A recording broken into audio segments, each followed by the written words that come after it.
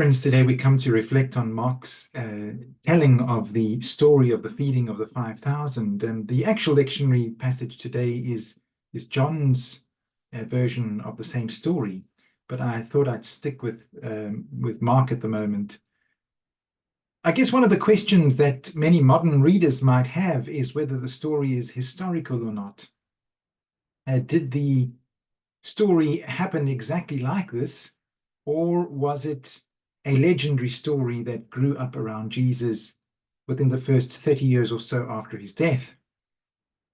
Now, my rational scientific brain would question the exact historicity of the story, and yet there's a part of me that's still unable to dismiss strange and miraculous events simply because at this point science is unable to explain it.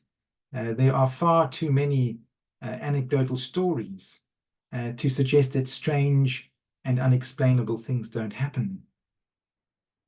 What I do know, however, is that Mark's gospel deliberately employs symbolism in order to capture the meaning of Jesus' life and ministry. Mark's gospel, in fact, like all the four gospels, is in fact a very short to be a history of Jesus' life. Rather, the author seems to have deliberately crystallized a number of stories in order to capture symbolically something of the meaning and purpose of Jesus' life and ministry.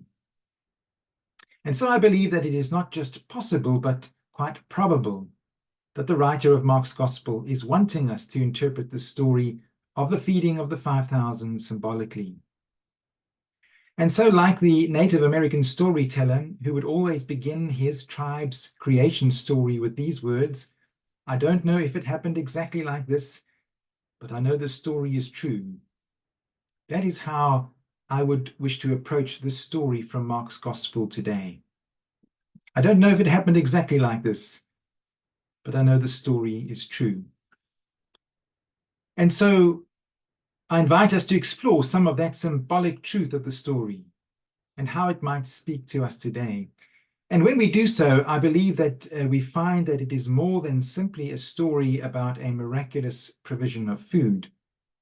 It might in fact be a profound statement about God's reign, God's kingdom, justice, and community. Setting the scene in Mark's Gospel, as we saw last week, the disciples have just returned from their missionary journey and Jesus invites them to rest. They withdraw to a quiet place, but the crowd follows. As Jesus sees the multitude, he's moved with compassion because they are like sheep without a shepherd. And this phrase, which we touched on last week, evokes the imagery of Psalm 23, where Yahweh, or the Lord, is depicted as the shepherd who provides, guides, and cares for his flock. In Psalm 23, we read, "The Lord is my shepherd, I shall not want. He makes me lie down in green pastures." And here in Mark's Gospel, Jesus instructs the people to sit down on the green grass. This detail is surely not incidental. The writer of Mark is directly linking Jesus' actions in this passage to the pastoral care depicted by God in Psalm 23. Mark is wanting to emphasize that Jesus is God's good shepherd, God's chosen leader for his people Israel, who sees the needs of the people and responds with compassion and provision where the actual leaders of Israel have failed because of their own corrupted self-interest. Ched Myers, in his book Binding the Strong Man, develops these insights further and suggests that this miracle is not just about feeding hungry stomachs. It's a radical act of economic justice and community building. Myers interprets this event as a direct challenge to the Roman Empire's economic system, which was marked by scarcity, competition, and exploitation. The Roman Empire, as almost all of the world's empires have been, was fundamentally built on the principle of exploitation.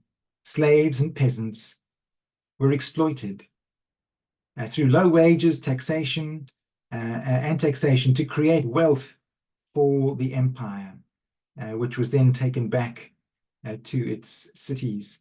The crowds in Mark's Gospel represent these large swathes of people living in the Roman Empire, whose primary purpose in the eyes of the empire were to be used and exploited as economic fuel for the glory of the Roman Empire.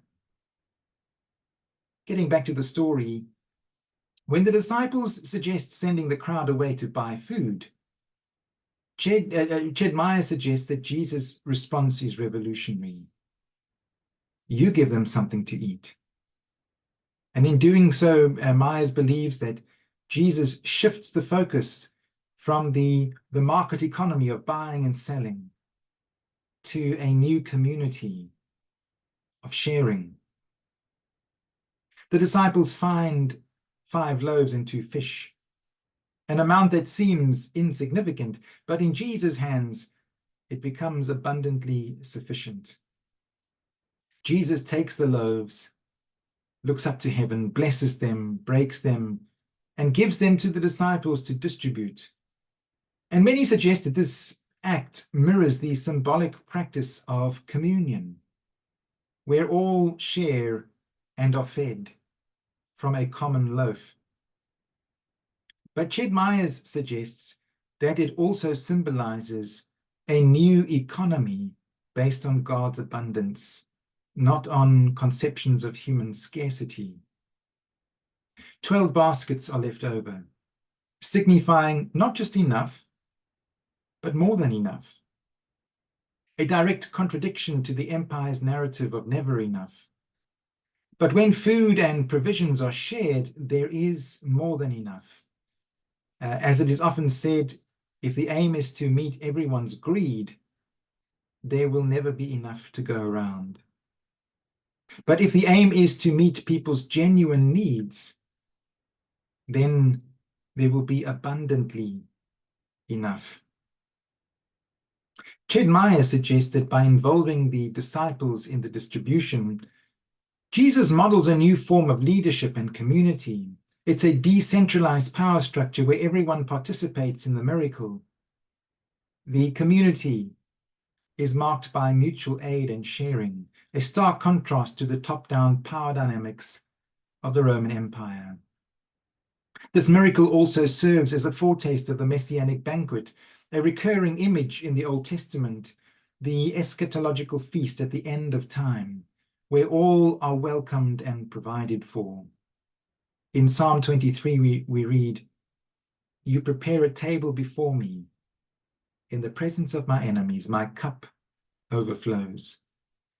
In Mark, the feeding of the 5,000 expresses this overflowing abundance and the inclusive nature of God's kingdom when resources are shared. And the writer of Mark's Gospel is suggesting that as followers of Jesus, we are called to embody these kingdom values in our own lives. We are called to see the needs of those around us and to respond like Jesus with compassion to those in society who are like sheep without a shepherd. We are invited to participate in God's economy of abundance, where we share what we have with those in need and trust in God's provision, the provision of a higher power and wisdom. We are challenged to build communities of mutual aid and justice, where those at the bottom are empowered and lifted up, reflecting the radical inclusivity and generosity of Jesus. Now, a colleague of mine in South Africa used to say that the purpose of work from a Christian perspective is not simply to earn a living. The true purpose of work from a Christian perspective is to earn a giving.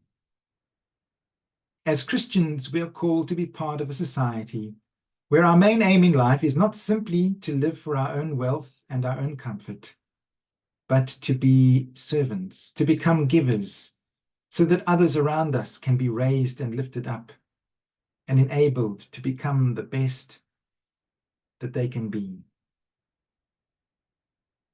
Last year, I was at a meeting where Constable Martin, one of the Drumore police officers, I think spoke of some of these kinds of things.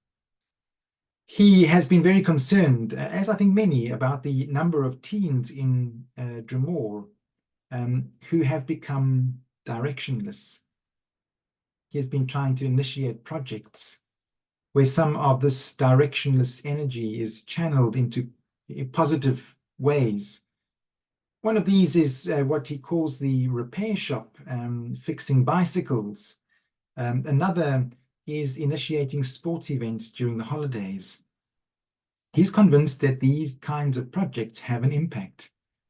And he spoke of one teenager who was becoming problematic in the town a few years ago, engaged in antisocial behavior.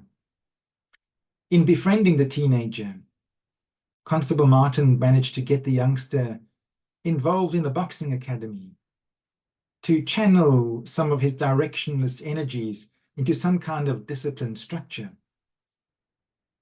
He said it made an enormous difference in the life of that teenager, whose life, he says, has now begun taking on a different turn, simply because he was given a little direction and a lift at a time when he was becoming directionless and perhaps destructive. I wonder if that's what the story and others like it in Mark's Gospel are pointing towards. Jesus, the Good Shepherd, who comes to nurture a society where no one is left behind. And ultimately, it benefits all of us when the unruly and the directionless energy of everyone is channeled and nurtured and fed in positive and wholesome ways. God bless. That's just a bit of food for thought today as we reflect on Mark's telling of the story of the 5,000. Amen. God bless.